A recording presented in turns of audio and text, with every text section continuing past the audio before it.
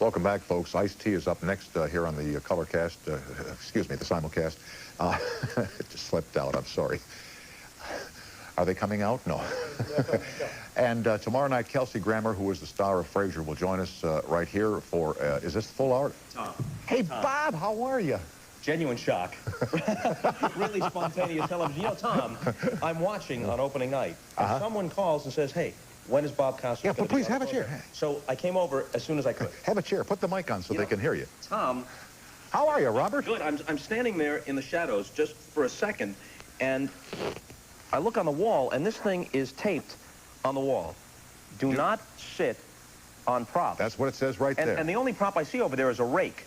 So I'm not sure who really needs this as an advisory, but Thank you so much for coming over tonight. I truly appreciate it. Happy to do it. I appreciate your phone call. You've lost some weight, haven't you? No, not that I'm aware of. But no, but you look very, very thin to me. Are you? Do I? Yeah. Are you okay? I've been on the... I hope so. God, I hope so. You're still working, aren't you? I'm certainly not overworked.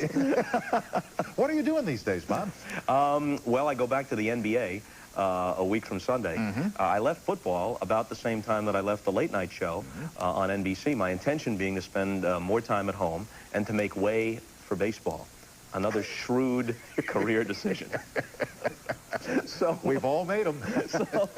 So from the All-Star game in baseball in July, which was the only game we did all year before they folded up, until the Orange Bowl on New Year's night, I didn't do a single sports event. So your family got to know you real well. Yeah. And they're very anxious to see me leave for a while now. Get them out of the house, right. Exactly. Do you miss the late night at all? I know you did it for 5-6 years, and you were good at it. Thank you. I did it for 5.5 years, and if it were just the enjoyment of doing the show, I never would have left. But it got to the point where the inventory, coupled with all the sports stuff that I was doing, and the kids at that time were 7 and 4. Right. And as it was, I was spending more time at home than people thought because we taped the programs 3 and 4 at a time, so I would spend 3-4 days a week at home in St. Louis. But still, even though you're spending more total hours with your children maybe than a guy who works 9 to 5, you can't schedule it so that you're at the soccer game or you're at the recital, and I just wanted to spend more time. And also, you know that in 3 or 4 days, you've got to go to the airport, fly to New York, do the stuff, and then go back, and then 3 or 4 days, the whole process repeats itself, and the preparation that's involved. Let me ask you here about your own personal style of broadcasting and things that happen to you. Like, does your upper lip ever perspire when you're on the air, ever? In a Nixonian fashion? No, in a Snyder fashion, because I've had this problem here the last few nights. No. As a matter of fact, I've got something on under this makeup tonight that it's like there's a dam bursting. If I were to, you know, smile a lot, you'd probably get wet from the release of moisture. Let's veer to a serious topic then. But the thing that I said to my friends on staff today, I said, you know, this would all go away, number one, if it were a little cooler in the studio, which it is tonight. I mean, I don't want it Letterman-esque at 52 degrees. It's like a meat locker in there. But it would be helpful, for example, if rather than having the air conditioning ducts over your chair and over the cameraman, if there were one here, then this would obviate the problem. So I threw that out to them to see what it would be worth. Well, you know, Tom, it's your studio. I don't think anyone else's opinion but yours matters. Well, let's find out. You're a big star again, Tom. No, don't use again with me. What about baseball? Will it come back in the spring of '95? I'm not optimistic that the real players will be there come scheduled opening day. I think the real players will be back at some point during the season. I think not so much because the owners are right, but because the leverage has now shifted to the owners.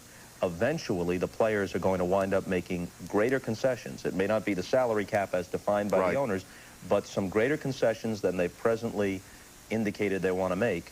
Because after all, they're baseball players. Sure. How much longer can they stay away and not do what they were born to do? How much longer can you give away chunks of what even for guys who played into their late 30s, early 40s, are relatively short careers? Yeah, you're giving plus all the paycheck. Big chunks of time if you take this season out.